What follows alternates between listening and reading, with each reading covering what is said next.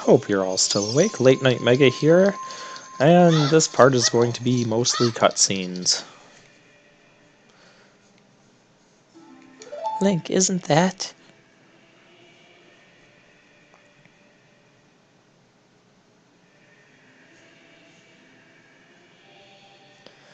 It's that legendary blade.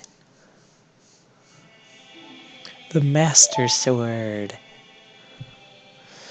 You know, I always found it odd, especially with the rest of the story parts that we're going to see, that after we open the Door of Time, all we really see is one room that has the Master Sword and nothing else. But then all this happens.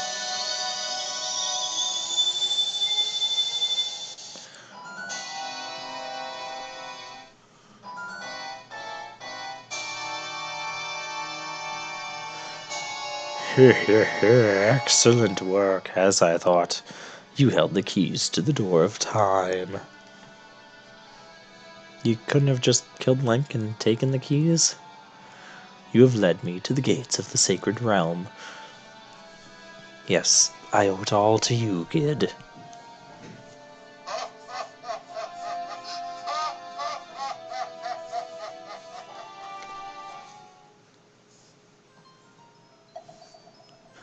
Link. Wake up, Link, the Chosen One.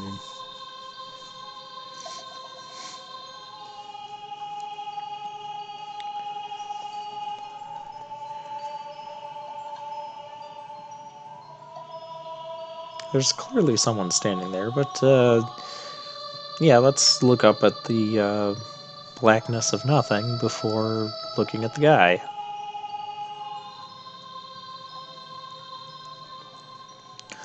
I am Raru, one of the ancient sages.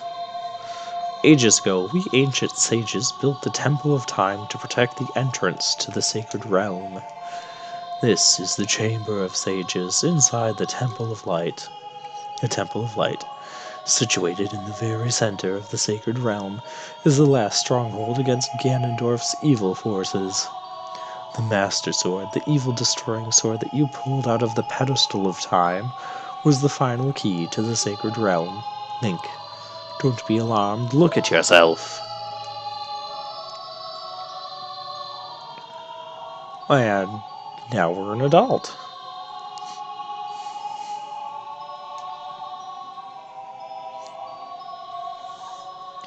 Look, Link, you're big now. You've grown up. The Master Sword is a sacred blade which evil ones may never touch.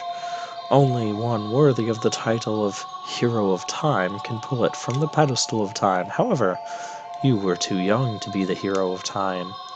Therefore, your spirit was conveniently sealed here for 7 years.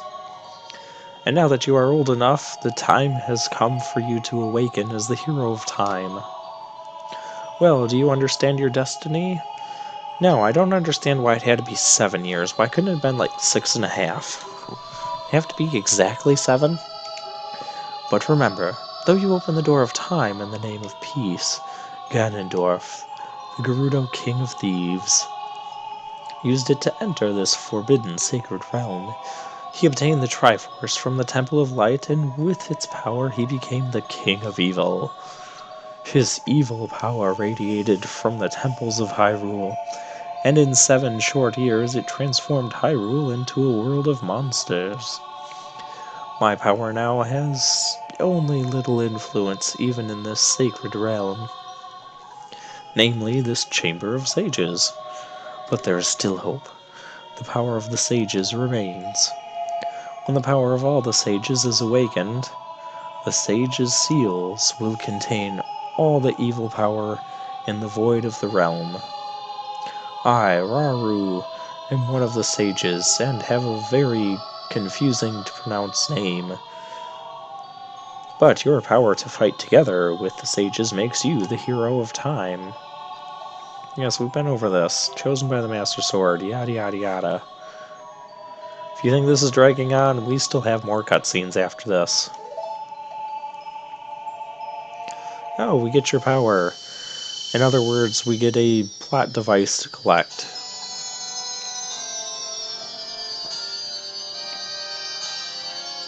This really doesn't make us more powerful, it's just a plot device. The light medallion.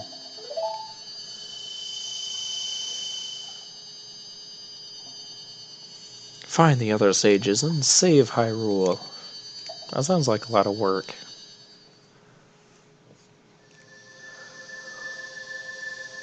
Plus, I just woke up after 7 years, so I'm still kinda groggy. Link needs his coffee, don't you know?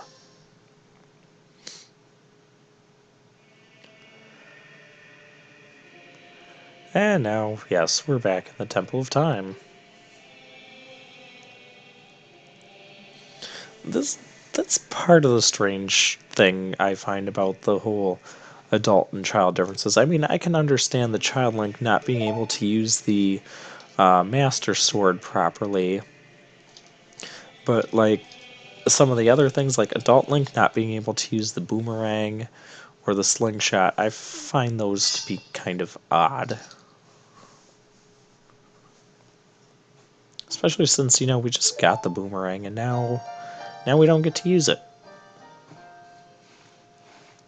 I love this music though. And this person's going to tell us all the places. Well, vaguely going to tell us all of the locations of the sages we have to find.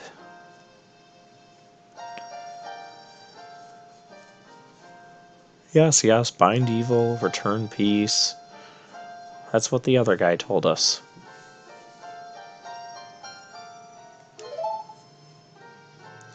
And you are Sheik, survivor of the Sheikas. As I see you standing there holding the mythical Master Sword, you really do look like the legendary hero of time. I remember when I first played this game, even after this cutscene and a couple subsequent ones with Sheik, I still wasn't sure if I could trust Sheik or not.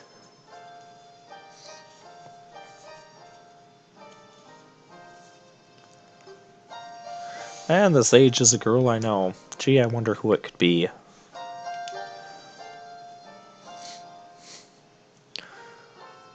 Yes, we cannot even enter the Forest Temple because we have to go get the hookshot from Kakariko Village. Oh, you're not gonna give me an option if I understand or not? Alright, so I guess that's where we're gonna go.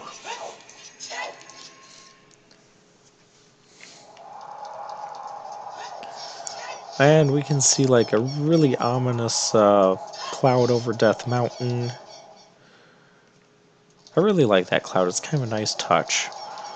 And after solving what we need to solve there, that cloud goes away.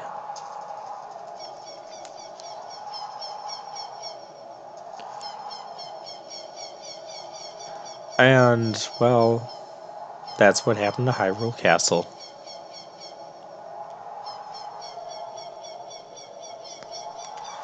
It's now Ganon's castle. Well, isn't that great? We can't even enter that yet. But I just wanted to show that off.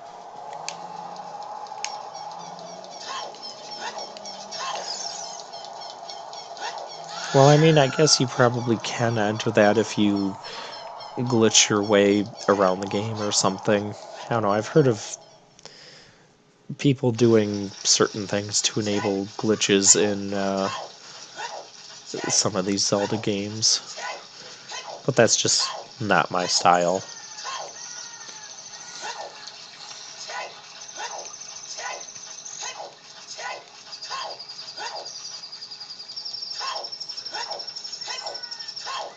So we'll go back to Kakariko Village.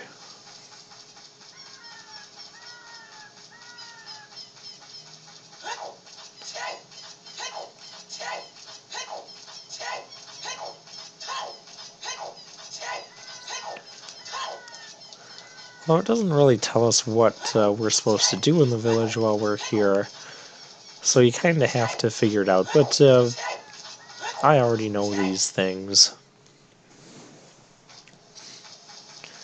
So we have to go to the graveyard, and remember that Dampy guy? Well, he's dead.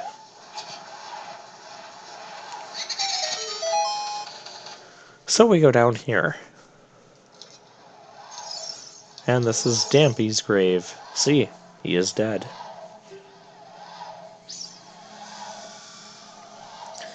So now we're going to have a race, even though it's not really a race because we don't have to be ahead of him to win, we just have to keep up with him. He'll throw fire at us, which is kind of rude.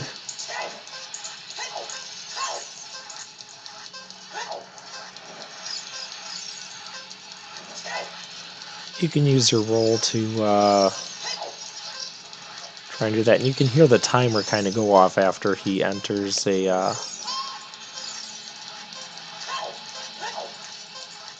thing like that. And I just have to... Ew. Running into fire's not the best way to go about things.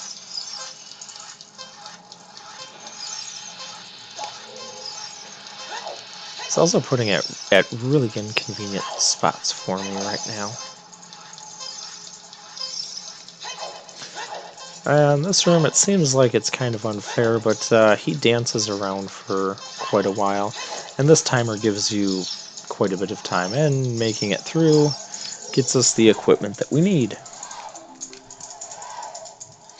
I think if you race him again and you beat him within a certain time, he'll give you a piece of heart.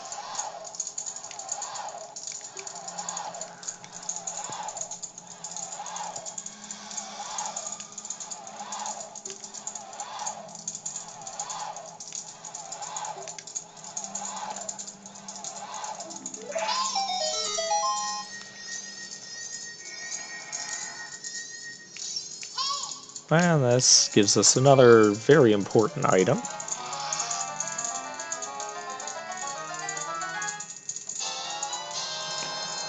Hooray, the hookshot.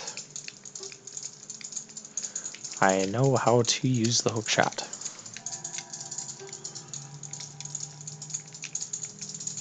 But I can't skip this text. Okay, so we're going to equip the hookshot. Yeah, see, we can't even use Deku sticks anymore. Like, really? It does not make sense.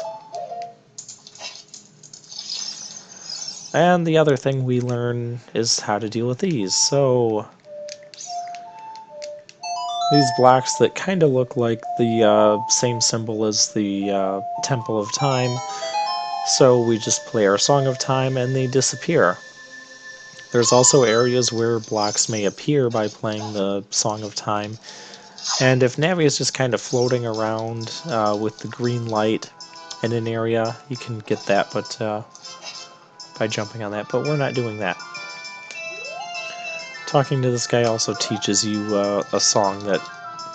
No, wait, we do have to learn the song.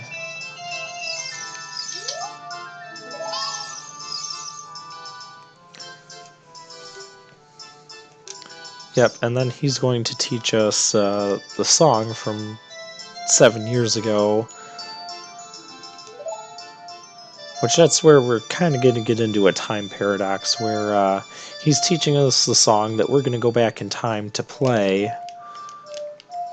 So he learned it from us in the past, but we learned it from him as an adult, and yeah. I try not to think about things like that too much, it just makes my head hurt. So the Song of Storms got played, this got super fast, and we're out of here, because it's raining on the inside and I don't want to get wet.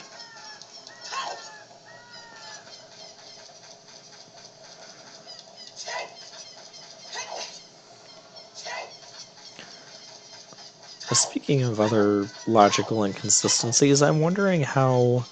oh, also if we save our game and stop playing, we'll end up at the Temple of Time. as opposed to our house in Kokori Village. But I'm curious as to how Link's clothes stayed fitted on him and grew along with him for 7 years. Not that I wanted to see him naked after pulling the Master Sword out, but it's just more logical inconsistencies. Let's carry on. Yes, Navi, I know. We need to go to the Forest Temple. I don't need to hear it from you.